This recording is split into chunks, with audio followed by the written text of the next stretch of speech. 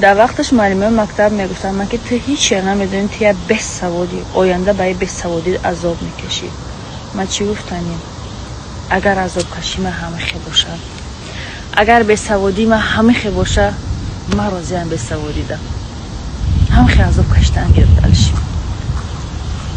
روش کم طلباتی اتسد سرقت نکتال تام کدبده چهار میگیتم دستین زار گیرم میکرده. السلام علیکم، شب کلنگی بخیر. امیدوارم شما خوب هستین. راستی بعدی نواری حمید خرک، البته این باری اول نیست که نسبت معلمو گام میزنن. بعضی پسرانکایی که امروز کمتر در صفحه های اجتماعی یعنی که در اینترنت، اینستاگرام دیگه کمتر مشهورن، یعنی که مشهوری این بالای سر خودتون میشوه. پگه برای هر یک جواب میتیم. همه آدمایی که کمتر حیات تا دیگه خیلی میبینن، وقتی چشمشون باز میشوه نسبت معلم کمتر گپای قبه گام میزنن.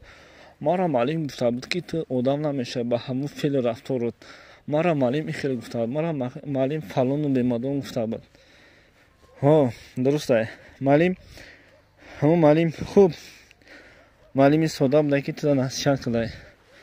وقتی که تو چهار نصیحت نمیکنه، البته معلمان نصیحت میکنن. بسیاری معلمان رو میبینیم از هر توبیگه وق جغوق شما قطعی سرگردان میشوند. تصور کنید که ما هم از صنف 1 تا صنف 11 را خوندیم.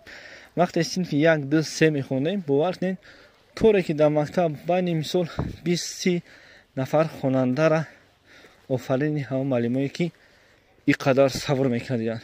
وی معلم شید اولی شا میگیره. بله اولی شا میگیره، نه که آفرین عصبای هم معلمو. شما امروز اومدن معلم را تنقید نکنید. برای گپاتون هم مشکرات ای. ترا معلم برای فایده خود گفته بود که همون گپای معلم تاثیر کرد، تو آدم شدی، امروز بعد دیگه دولت رفتی کار کردی، صاحب یک لقمه نان شدی، بعد زبانت درست شد. شما باید هر یک گپ گام میزنین، هر یک کار میکنین برای منفعت مردم باشه. تو باید برامد تو ما را معلم گفته بود که تو آدم نمیشه، پدوان میشه، چپون میشه. اینا ما در خیتور گشتیسم، در گرمانیا گشتیسم. گشتم میگی خوب گشتم میگی. معلم برای فایده تو گفته بود که تو در همین وطن خودت بگردی.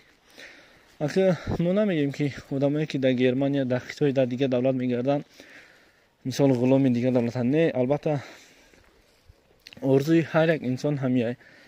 بخشش که در راه رفته استم کمتر نفسگیر مثال بفرش شدیم.